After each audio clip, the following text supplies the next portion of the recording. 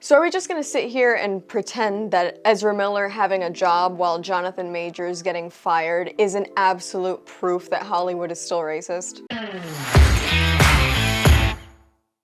Hi y'all, Snarky J Cosplay here. I want to give a hot take in this video, which is so rare for this channel, right? Of course, everybody and their mother knows that Jonathan Majors basically is being accused of domestic violence. If you've been living under a rock, Jonathan Majors is the antagonist of Creed III, and he's also the big Thanos-level threat brought up in Ant-Man and the Wasp: Quantumania, and he's supposed to be the big bad for Marvel's next phase of films. He's sort of in his up-and-coming stage right now. The perfectly imperfect time for him to be wrapped up in what he's wrapped up in right now. Allegations of domestic violence put up against him by his current girlfriend. So what has that done for Jonathan Majors' career? Well, he actually just got let go by his manager and agency, so he's currently not in a great spot. He's also been dropped from a number of different films that he was set to star and co-star in. He was dropped from ad campaigns that he was a major part of. Fact of the matter is, guy's career isn't looking too good. And before I really get into my point here, I want to go ahead and say that I don't think there's any place for domestic abusers in Hollywood. There's no place for them at my table. In fact, the only place I think domestic abusers should be is behind bars. However, I've noticed this. Hollywood has very interesting standards about who it is that's allowed to be a domestic abusing piece of shit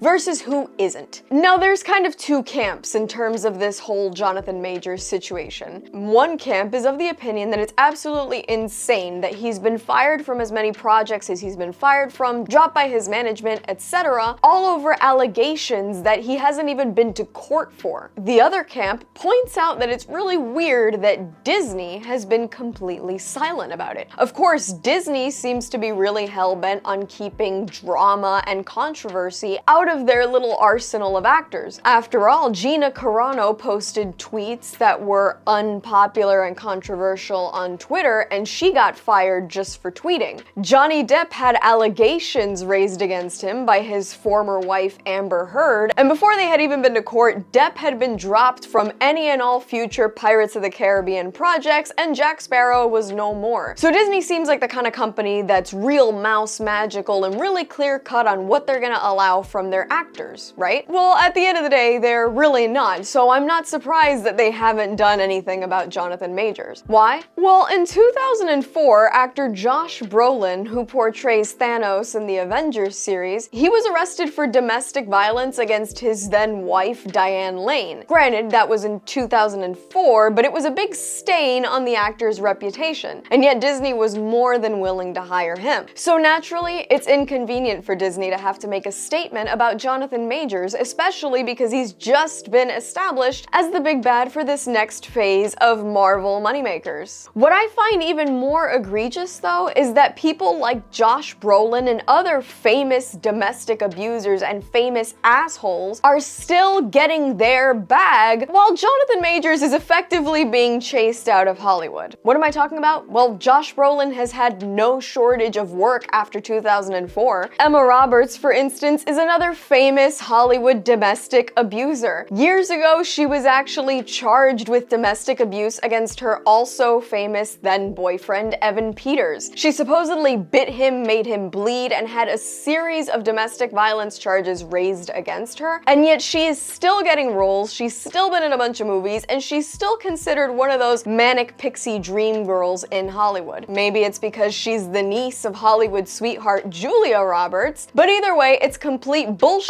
that this tiny terrorist is still employed while Jonathan Majors is now unemployed. And in case maybe these examples that I've raised seem too far back and too irrelevant, let's talk about my good buddy Ezra Miller. Let's talk about the fact that Ezra Miller is a person who literally has timelines of the awful things that he has done to other people and been like charged with. In April of 2020, here he is literally choking a woman outside of a bar. In March 2022, he was charged with disorderly conduct and harassment because apparently he lost his shit in a karaoke bar in Hawaii and started using derogatory language. I can only assume what that means. And he was arrested arrested for that. In March 2022, not one, but two people filed restraining orders against him for being a lunatic. Just a month later, in April of 2022, Ezra Miller was arrested on a second-degree assault charge. In June of 2022, Ezra Miller was accused of grooming, and grooming minors at that. And if that wasn't enough, in August of 2022, he was accused of burglary. Ezra Miller has literally been on a GTA 5-star campaign of violence, lunacy, harassment, and assault, and he's still employed. He's still super employed, like to the point that he's got a summer blockbuster coming out in just a few months. And these aren't just allegations. This isn't he said, she said.